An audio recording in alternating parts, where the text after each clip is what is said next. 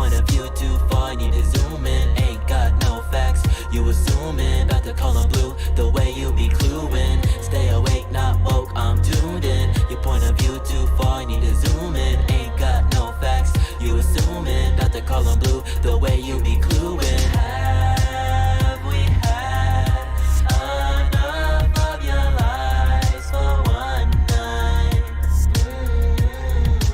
Have we felt enough of our pain to know it's real?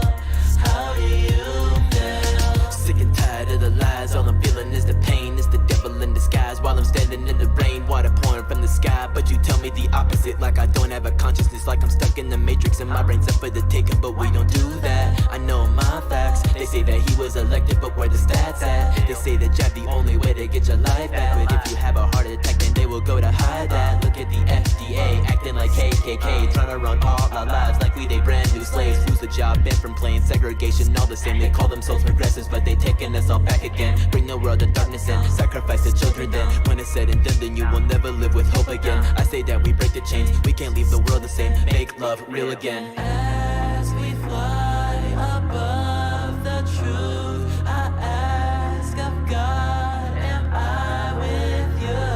I walk the path, go to the light, but still I feel that.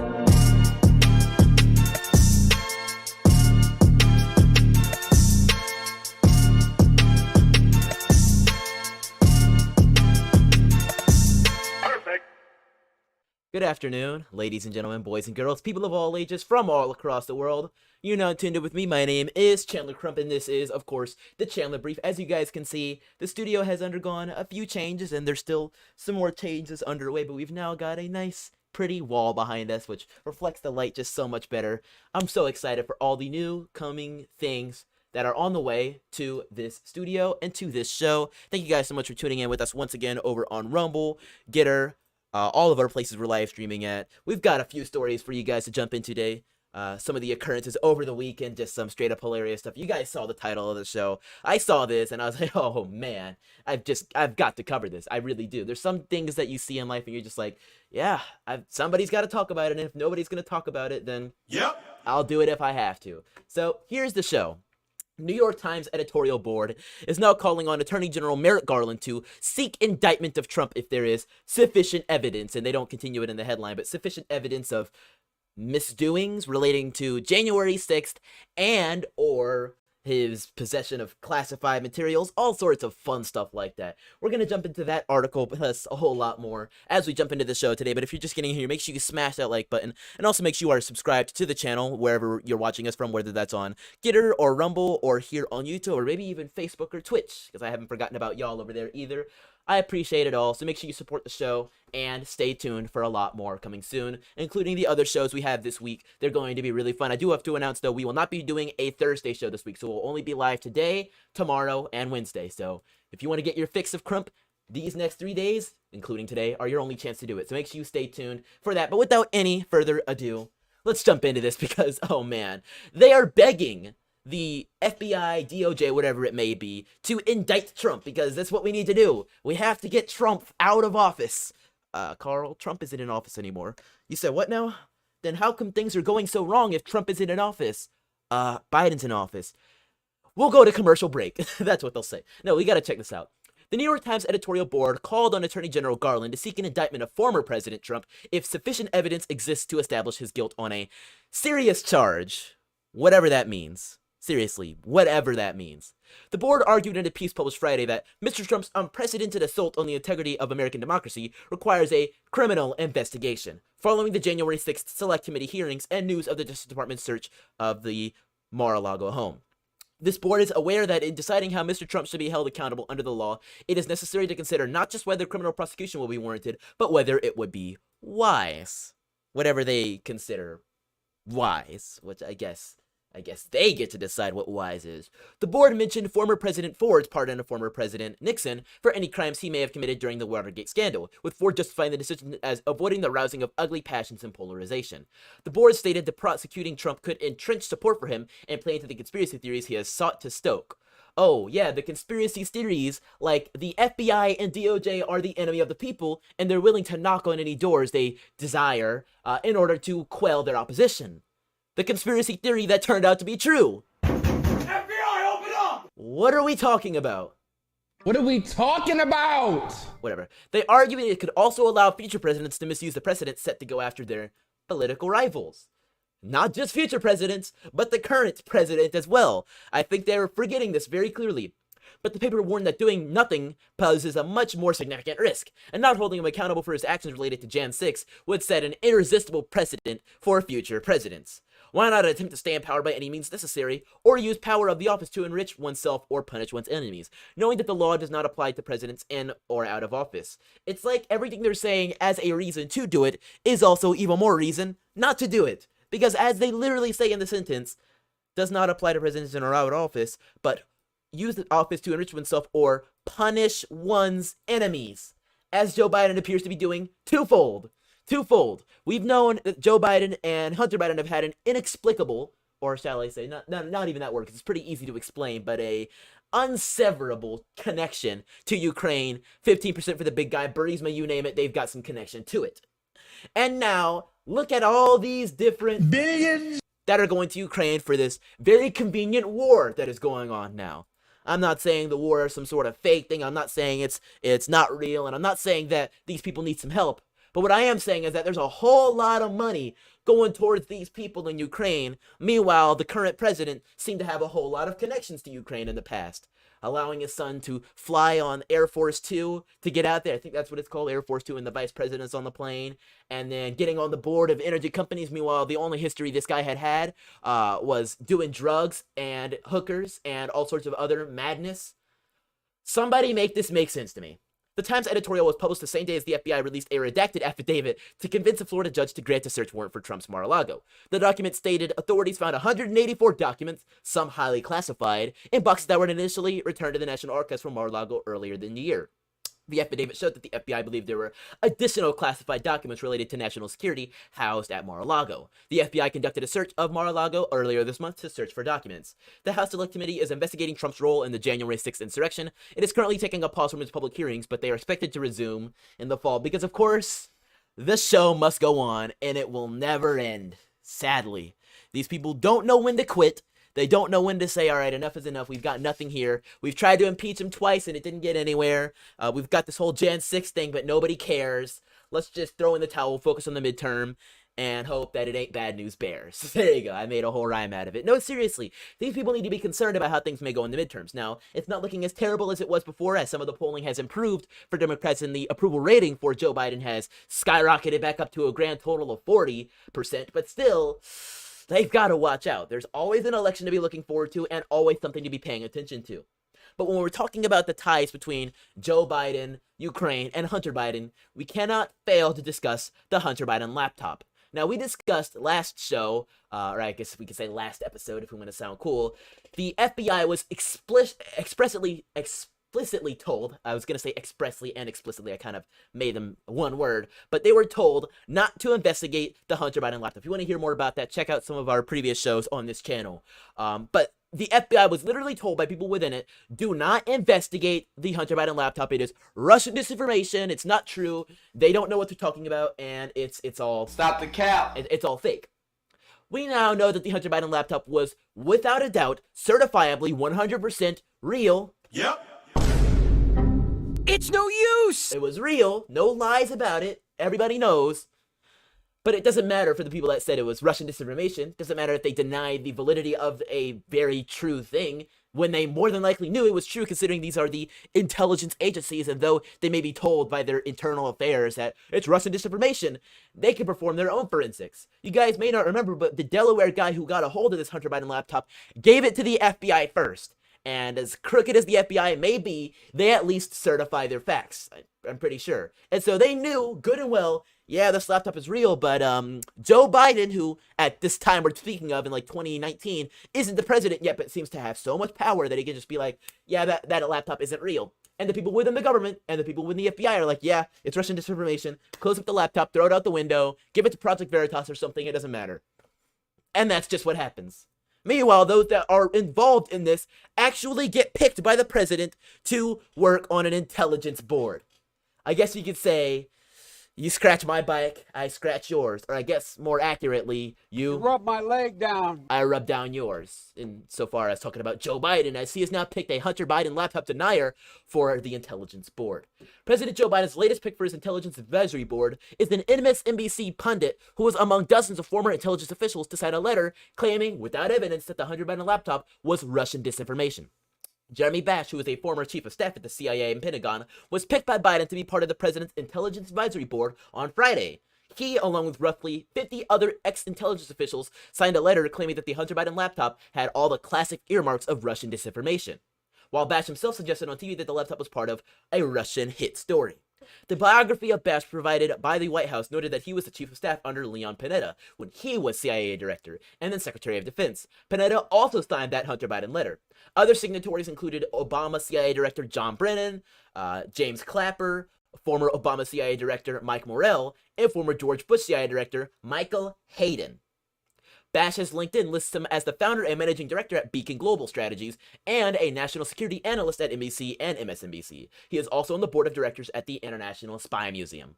The President's Intelligence Advisory Board is an independent element within the executive office. The President's Intelligence Advisory Board exists exclusively to assist the president by providing him with an independent source of advice on the effectiveness with which the intelligence community is meeting the nation's intelligence needs with vigor and insight, and which the community plans for the future. Biden's 2020 campaign dismissed the laptop story as Russian disinfo. After the New York Post published emails belonging to his son, Joe Biden called the story garbage and part of a Russian plan during an October 2020 debate with then-President Donald Trump, who roused the story of the laptop from hell, which we were all told was fake, but it is now certifiably true. Joe Biden, Hunter Biden, hell, I'll even throw in Natalie, Ashley, Jill Biden, you name them, they're on the list of people that know good and well what Hunter Biden was up to, yet still want to look us in the eyes and tell us it's not true. You guys ever heard of the term gaslighting? It's really popular with Generation Z right now. It's a psychological phrase, but that's literally what's happening. When somebody stares at your face and tells you what you know is true and what they know is true and says to you, it's false. Like, say I'm sitting in front of you and I say the wall behind me is white. Now, I guess you could technically argue at some points it's green, but if I turn off the light, which I'll do just to make this point right here, I'll turn off the light, the wall is white. But let's say I just sit here and say, yeah, but you know the wall is actually pink, right? Like, come on. Don't lie. You know the wall is pink. You know better than I do. You have eyes. You have little rods and cones in your eyes to tell you that that wall is pink. Would you believe me? I don't think you would, because if you actually have eyes, you would see that the wall, although is now illuminated green, is actually white. But unfortunately, the Biden administration doesn't believe we have eyes, nor do they believe we have brains. To look at the Hunter Biden laptop, the laptop from hell that Donald Trump used as good reason not to elect Joe Biden, and we're seeing why that was such a good reason now, but used as reason to say, don't elect this fool, don't make this kid the first son of the United States, dude who was living the GTA lifestyle. But nope. We get to do it, and that's just the way the cookie crumbles now. And that's why we're dealing with massive inflation, rising gas prices, and pretty much everything falling apart. So much so that people are wondering, is it really Joe Biden running the country, or is it just Trump term number 2? That's why the country's falling apart, right? That's why. That's why the Fed, this next story is real funny, has been hit with the most inflation we've ever seen. And while they're tackling it, have the most diverse leadership ever, with the most black, the most gay, and the most women involved with their organization and their more than 100-year history. This story just keeps on getting better. We're going to check this out, and all the rest of our story is for today's brief in just a minute, but don't go anywhere. We have a few messages from our sponsor. We'll be right back. Hey freethinkers, Chandler here. Have you ever worried for you and your loved one's data being taken online, like your social security number or bank information? Well, it's not an irrational fear. It's all totally possible. But I'm here to tell you there's a solution to that problem. The solution? It's called DataSeal.io. For one monthly or annual plan for you or even your household, you can have DataSeal systematically scan and remove your information from the internet. So if you're interested, hit the link in the description or go to DataSeal.io and use code CRUMP, that is code CRUMP, at checkout for a discount on your subscription. Now, let's get back to the show. Yep, so if you want to save your data from being stolen online, trust me, it happens a whole lot more than you think. Make sure you go to dataseal.io and use code CRUMP for your discount. Today, they're a proud sponsor of the channel, so shout out to them. And shout out to all of the people we have in the chat. Sean Landrigan says, hail Chandler and chat, appreciate it. Garson says, even Obama went into White House with net worth of 1.7 and left with a net worth of 332 million. I can't certify that, but that's probably true, because I know he came out and he was looking real comfortable, He had a few gray hairs, but he also has a few homes on the coast that he also said the sea levels rising would destroy, so I guess he's doing quite all right, if I do say so myself. But now let's jump into this Fed thing. As you can see, here's one of the Fed members, and I have no problem with the Fed being so diverse. What I do have a problem with is the economy being destroyed regardless. When Diane Swunk first attended the Fed's annual economic conference in Jackson Hole in the 1990s, there was a happy hour for women who attended the event. It barely filled a single table. Now the Women at Jackson Hole happy hour draws dozens of female economists and high-level decision makers from the United States and overseas. I'm just glad that now there's a line for the ladies' room, said Swunk. It's not just at Jackson Hole, but also in the Fed's boardroom, where its leadership has become its most diverse ever. There are more female, black, and openly gay officials contributing to the central bank's interest rate decisions than at any time in its 109-year history. Many are also far less wealthy than the officials they have replaced. Over time, economists say a wider range of voices will deepen the Fed's perspective as it weighs the consequences of raising or lowering taxes. It may also help diversify a profession that historically hasn't been seen as particularly welcoming to women and minorities. Broadly, that's helpful, said William English, a former economist at the Fed who teaches at the Yale School of Management. There's evidence that diverse groups make better decisions. Not good people, people that have a lot of experience, people that have maybe good content of their character.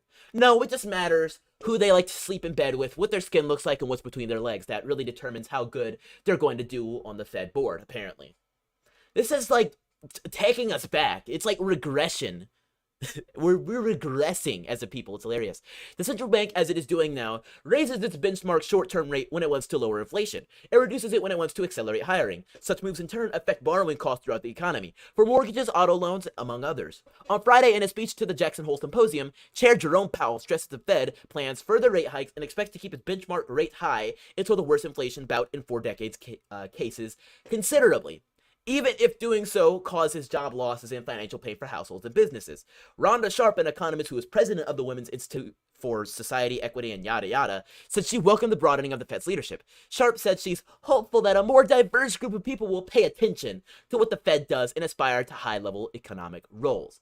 Colleges, she suggested, should do more to encourage and prepare students for economic careers, including steering more of them to study mathematics. The change at the Fed has been a rapid one, with 3 African Americans and 3 women having joined the central bank's 19-member interest rate committee just this year. Under the Fed's rotating system, only 12 of the members vote each year for its rate decisions. The Fed's influential 7-board member of governors, based in Washington, now includes 2 black economists, Lisa and Philip Jefferson and Cook, who were both nominated by Joe Biden, and were sworn in this May. They are the 3rd and 4th black people on the board. Governors get to vote on every Fed rate decision. Biden has also elevated Lael Brainerd, a governor since 2014, to the board's powerful vice chair position. In addition, 2 of the president's Fed's 12 regional banks are now black, Raphael Bostic of the Atlanta Fed and Susan Collins of the Boston. Collins, formerly provost of the University of Michigan, became Boston Fed president this year. Bostic took office in 2017. Want to see more about this? Let's look up the words gay. Okay, so black and openly gay officials, that's it. They don't have anything else about the gay. That's hilarious. Well, that shows you. Diversity is our strength. It doesn't matter who you are or what you've actually accomplished, or I guess even where you went to college anymore.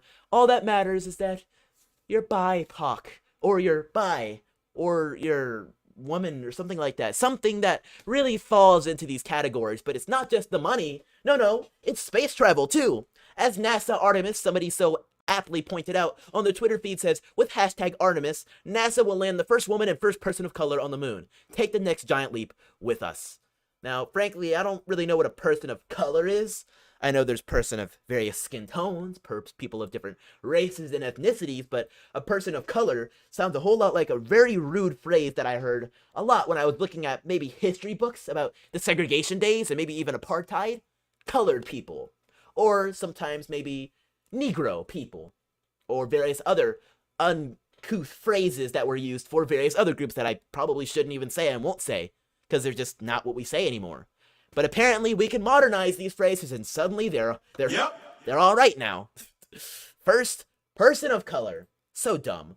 But of course, NASA Artemis is a space mission, which is finally using rockets again, because I think we've decided space shuttles aren't doing the job anymore. I don't really understand it. I haven't followed space so heavily in a long time, but I do know it's very interesting stuff, and they're using a rocket now, and they're doing some more moon missions, which is always cool. It's even in the logo. You can see the moon right there. But apparently it's not about taking man or the human race to space. No, it's just about women and people of color, because that's how we achieve greatness.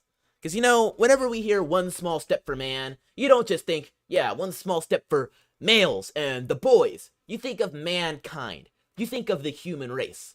Man is inhuman, okay? Unless you want to change the word human to something else, Homo sapien, human, whatever you want to call it, it does encapsulate both men, or males and females, but it's just the way things are when we say mankind, or even often in a broad sense, like person stepping on another global thing. I can't even think of the right word, but the moon, another space rock, and saying it's one small step for man, one giant leap for mankind.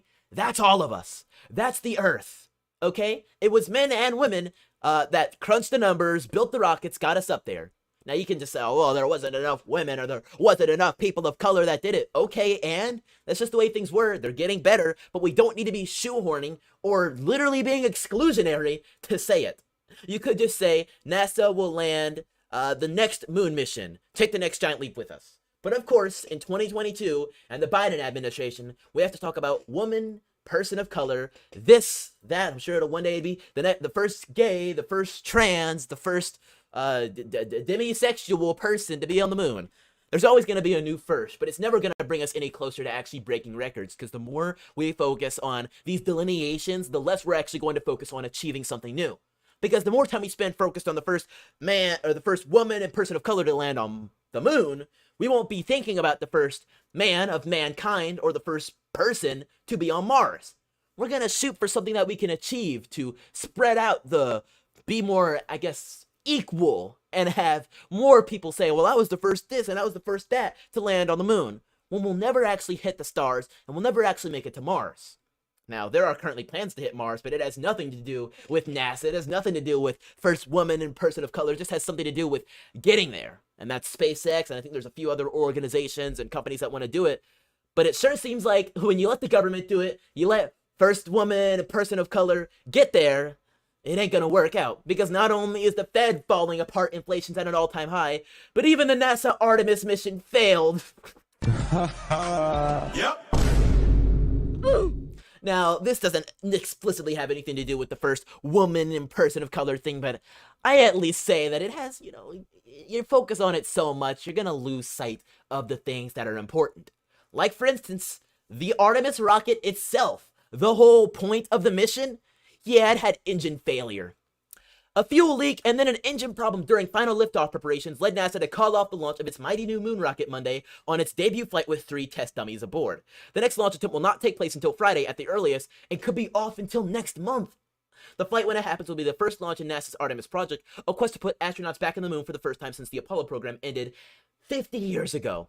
As precious minutes ticked away Monday, NASA repeatedly stopped and started the fueling of the Space Launch System rocket with nearly 1 million gallons of hydrogen and oxygen because of a leak of highly explosive hydrogen. The leak happened in the same place that saw seepage during a dress rehearsal back in the spring. Then NASA ran into a new problem when it was unable to properly chill one of the rocket's 4 main engines, officials said. Engineers continue working to pinpoint the source of the problem after the launch postponement was announced. This is a very complicated machine, a very complicated system, and all these things have to work. And you don't want to light the candle until it's ready to go. Nelson said it's just part of the space business, and it's part of particularly a test flight. The rocket was set to lift off on a flight to propel crew capsule into orbit around the moon. The 6-week mission was scheduled to end with the capsule returning to Earth in a splashdown in the Pacific in October. The 332-foot spaceship is the most powerful rocket ever built by NASA, outmuscling even the Saturn V that the Apollo astronauts rode. As for when NASA might make another liftoff attempt, launch commentator Daryl Nail said engineers were still analyzing the engine problem, and we must wait to see what shakes out from the rest of the test data. But I guess you guys can see just how well things go when you value wokeness above, I don't know, getting off the planet's crust. As a president so aptly said shortly after leaving office, everything woke goes to... Yeah, and I can't say he's wrong. That is the very, very, very, very sad part. Thank you guys so much for tuning in. We got a few more stories, but I'm going to read some comments. Y'all apparently are loving this space story. Agar-san says, America is a continent, north and south. United States of North America, okay. Spring Hill says, mankind is short for humanity. Agar-san says, person of color is stupid. Everybody is shades of brown. I think it's shades of orange that everybody actually is, right? I think if you even look at my skin, I've got some orange in there. So I guess we all came from Trump. That's it. Mr. Orange Man. Orange Man bad. Orange Man bad. Howling Man says, don't forget to hit that like button. So very true. Make sure you smash that like button, folks. And somebody asks, who's behind the Biden mask? That's a good one. That's a really good one. I don't know. These rocket ship stories and the Fed just falling apart goes to show you where our country currently is standing right now. But at least we can say that the oppression is finally over for artists like Lizzo. Unfortunately, it doesn't seem like she agrees. Lizzo is a multi-award winning millionaire who is responsible for songs like Girls. I think something for the big girls or something like that. I don't know if she said that, but I know she is a big girl. And she was under some controversy a few months back because she had to remove a slur from her song. So even she's not immune to the whole woke business. But apparently, just because she also has some skeletons in her closet, and dare I say some pretty big skeletons, she still has the gall to say that she is oppressed in America. Listen to this. I don't know what And I'll turn it up a little bit for y'all because I know these things are always super, super quiet. Let's do that. music video for good means, but I do know what your vote means, and that's a lot. Your vote means everything to me. It means everything to making a change in this country. So remember, when you're voting for your favorite artist, vote to change some of these laws that are oppressing us.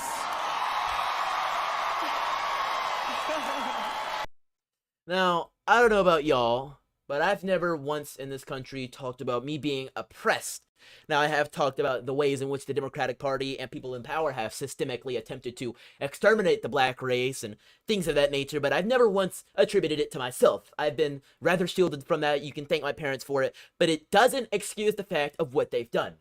Now, I can understand where she's coming from. Now, I disagree with most people. I don't think she's necessarily saying that she herself is oppressed, although I'm sure if you asked her, she probably would say that, just because, you know, I'm a big girl, I'm a big black girl in America, and everybody's after me, and everybody wants to kill me, or something like that. I don't know what she would say, but I do know that these people say some of the most wacky stuff whenever they're on stage.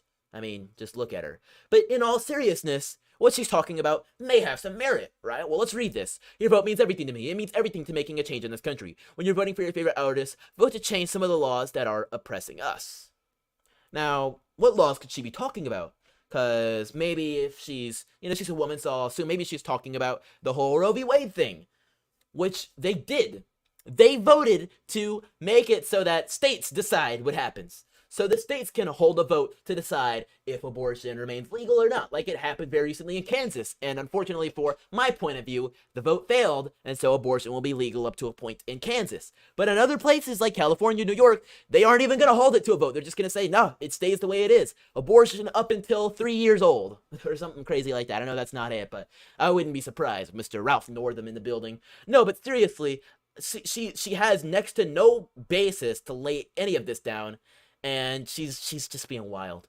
Kongman says, I love when rich people who clearly have had more than enough food to eat complain about oppression. So many people have just been questioning this, and she was actually trending on Twitter for this, which is just hilarious. The VMAs were, I guess, last night. I don't watch that type of stuff, at least not anymore. I can't even remember the last time I did, probably just for like some rap artists, and it was passively in the background. Oh my gosh. Aaron Bear just says she needs to change her clothing size by double digits. Yep. So true. She needs to vote to upsize quite a few sizes. I'm not trying to fat shame YouTube. I'll leave it alone, but still. Saint June says, I love when successful people talking about being oppressed. Except for, yeah, her dress is really what's being oppressed tonight. I mean, come on. What are we talking about? What are we talking about? I mean, I feel like there's a whole lot of classified documents that could be under that dress, you know. FBI, open up! Somebody needs to get in there and figure out what's going on. We need to figure out what's going on. My gosh. I don't know. I feel like that search would take a whole lot longer than it took for Mar-a-Lago. But unfortunately, guys, I've created a whole segment about this stuff today. Bricksuit posted this on Twitter, and I was hesitant on whether I should put it on the screen, but we're gonna do it. Bricksuit says, regardless of how you weigh in on this Abercrombie and Fitch photo, I think we can all agree that that button is the real hero. Now, I can neither confirm nor deny if this was actually posted by Abercrombie and Fitch, but I've been seeing it shared around for quite a few days. People have been making memes about it, and it falls into that whole thing that's been happening these days about the plus-size models. Now, I don't think there's anything wrong with it. I don't. I really don't. I think if this is your idea of beauty, then go and shop at Abercrombie and Fitch. We're in America, and people are getting big, and that's just the way things are. But that doesn't mean we can't laugh at it, right? I mean, come on. Now, to any people that look at this and say, my body type is like this, I want to get better, then I'm proud of you. Then I'll say, round of applause for you. That's the most important thing you can do. If you have to wear clothes like this, you can go out there, you can get them. If this is your body type, that can be okay. You can still be beautiful. But you can also acknowledge, I want to improve my health. And that's what people need to do. These brands, although they are advertising and selling for this, are still sort of fantasizing about this and making it more of a thing that's like, well, I don't need to lose weight. I don't need to be healthier. This is my body. I am plus size and I am proud, and I'm not going to change any part of my lifestyle. Well, then that's where things start to be a problem. Now, personal lifestyle choices are just that, personal lifestyle choices. You can make whatever you want, but we should at the very least have something to say and to, I guess, make these people rethink themselves. But of course, the memes are going to do much better of a job than words ever could. Right, the Bear memes had to go and make this, putting Hillary Clinton on this poor Abercrombie, supposed Abercrombie and Fitch model, which is just, oh my gosh. Y'all are going crazy in the chat. Puckles, I consider myself pretty fat, but this is just vomit worthy, and these people don't even get the shame to admit they look trash. Well, like I said, apocalyptic personal lifestyle choices. You can go out there, you can get healthier. I appreciate it, whatever it is, and I appreciate you for being honest. Like, it takes a really strong person to say, I'm not the healthiest person out there, but I can get better. I'll say it. I'm not the healthiest person out there, and I plan to get so much better. I think we can all say we strive for better things, but actions speak a whole lot better than words, and images speak a lot better than words too. And this is just the type of stuff we love to see. I gotta check Right to Bear Memes feed real quick. I just have to see if he's posted anything else. He's always got some really funny stuff. Ooh, we're not gonna check in on that, but oh my gosh. He's got one for Lizzo too. Yeah, she did look like she was wearing a trash bag. Yeah, there she goes. Says she was oppressed while accepting a music award. There's that one again. No regrets. Most infectious variant since the Civil War. Dark MAGA. Hold on, what is this? Ultra MAGA, the Great MAGA King, MAGA Gang, Nuclear MAGA. Ultra MAGA. Oh my gosh, it's been getting so much better these days. I don't know. Rebecca says normalizing obesity to the point that a 250-pound woman is viewed as a little chubby. Interesting. Rebecca says Lizzo would bite Chandler's fingers off at the what are we talking about? Oh, okay. This is deeper. Rebecca says, Chandler, would you eat a bucket of KFC with Lizzo? Totally. Although I think it'd be more so crumbs that I would get. Garson says, lol, would Lizzo allow Chandler to have a bucket of KFC? Y'all are evil. Pucklepsix says, I belong to Nuclear MAGA. I think I'm in the dark. I think I fall squarely into dark MAGA. I don't know. What do you guys think? Like, there's MAGA, which is, what a lot of people were before. Dark MAGA, Ultra MAGA, which is pretty good. I did quite like Ultra MAGA. I barely remember the Great MAGA King. I think that was what Trump put out. I think I might be MAGA Gang, CAD Gang, same thing. MAGA Gang, CAD Gang, same thing. Hey, yeah, I think I might be MAGA Gang. Yeah, I think it's either Dark MAGA or MAGA Gang. Let me know in the chat. We need to have a clan. We need to start forming alliances in here like we're playing Big Brother. All right, guys. So let me know if you're MAGA, Dark MAGA, Ultra MAGA. Are you a MAGA King or MAGA Queen? We're inclusive. Are you MAGA Gang or are you Nuclear MAGA? Let me know in the chat. I have to know. Aaron says like Ultra MAGA. I like that one. Pop says Nuclear MAGA. Rebecca says, I should record an album with Lizzo. Oh, man. I'd be struggling to breathe, let me tell you. Let me know in the chat what you think if you're... And I'll show them on screen real quick again. MAGA, Dark MAGA, Ultra, MAGA King, MAGA Gang, or Nuclear MAGA. I have to know. I know we're gonna get a lot of nuclear MAGAs with the Thanos. That's funny. Okay, let me know in the chat about that. I'm gonna keep an eye out on things, but we've got one last story to jump into, which will really grind your gears. And if Lizzo saw this, I wonder if she would think she's oppressed, or if she'd be like, "Yep, I agree. We can't get our hands on no IDs." You have to watch this. John Fetterman, who is running for Senate in Pennsylvania against Dr. Oz. Yeah, I just had to let that one sink in for a second. Dr. Oz. Okay. He says he opposes voter ID laws because the poor and people of color are less likely to have their ID at any one given time. The free ID, that all you have to do is walk into a DMV for, submit some documents, and get in a few days. They also print one out for you live right there at the DMV. All you have to do is show up with a birth certificate or some sort of other proof of identification, which most people have, to get an ID. He says the poor, people of color, can't do it. Can't do it. Let's watch this. And these other states that the right to vote is being suppressed, it's being curtailed, it's being shaved off. In my own state, they are going to attempt to pass a constitutional amendment, making sure that universal voting ID for every time you vote, not just when you sign up to vote, but every time you vote, because they understand that at any given time, there's tens of thousands of Pennsylvanians who typically are on the poorer side and are people of color that are less likely to have their ID at any one given time. They understand that that could shave up to anywhere. And these other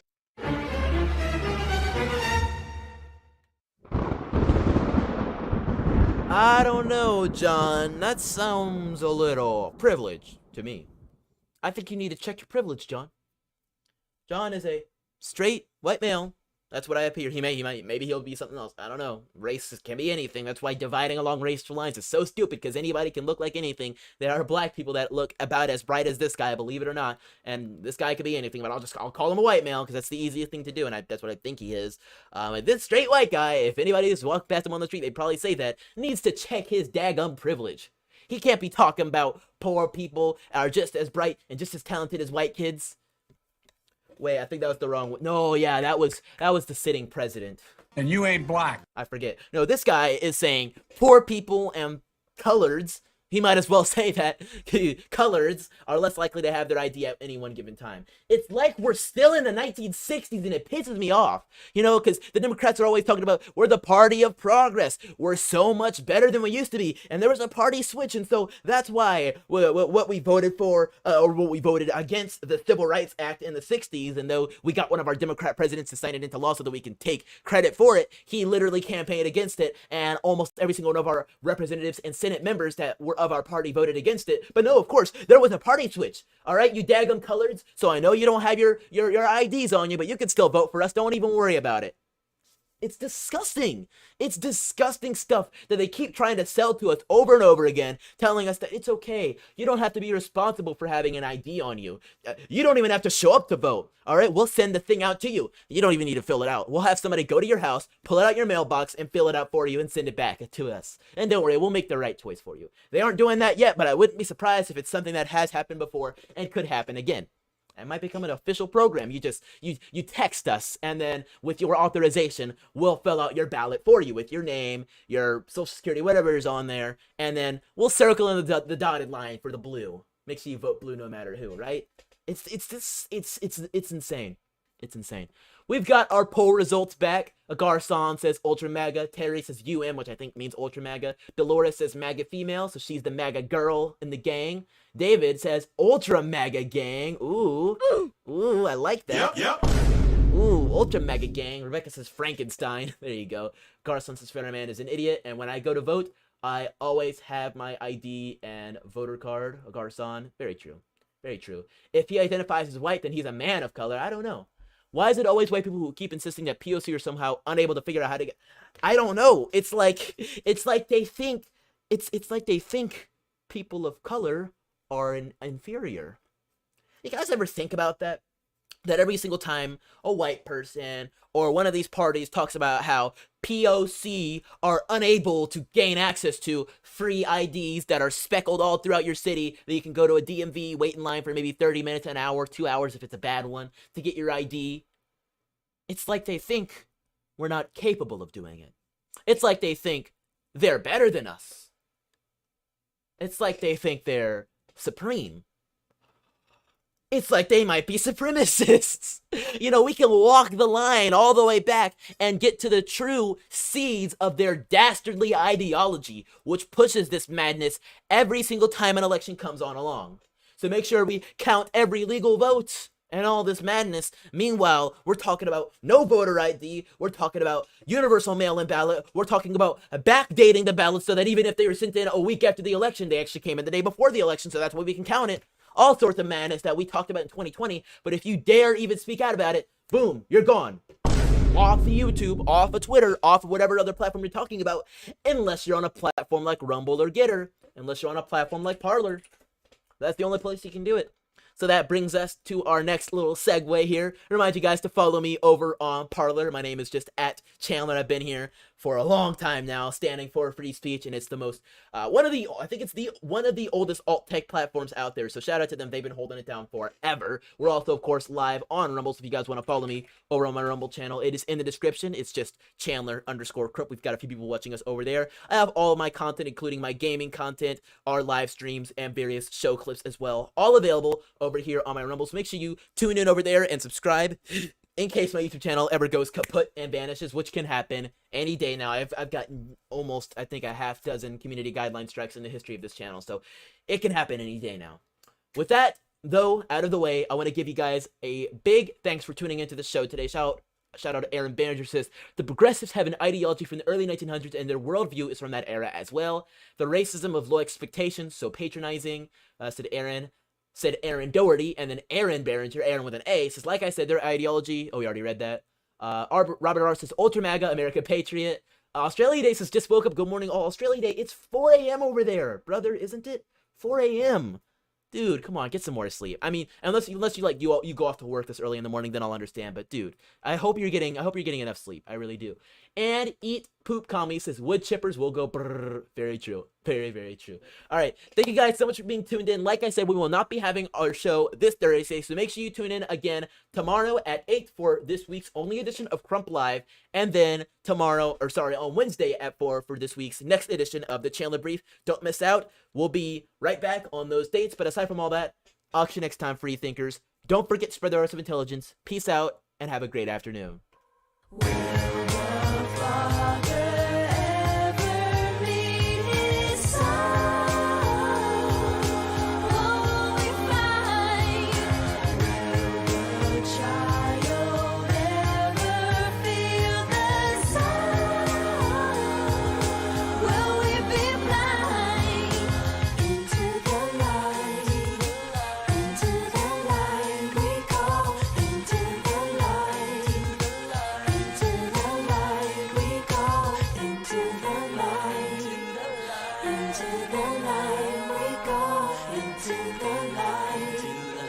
Into the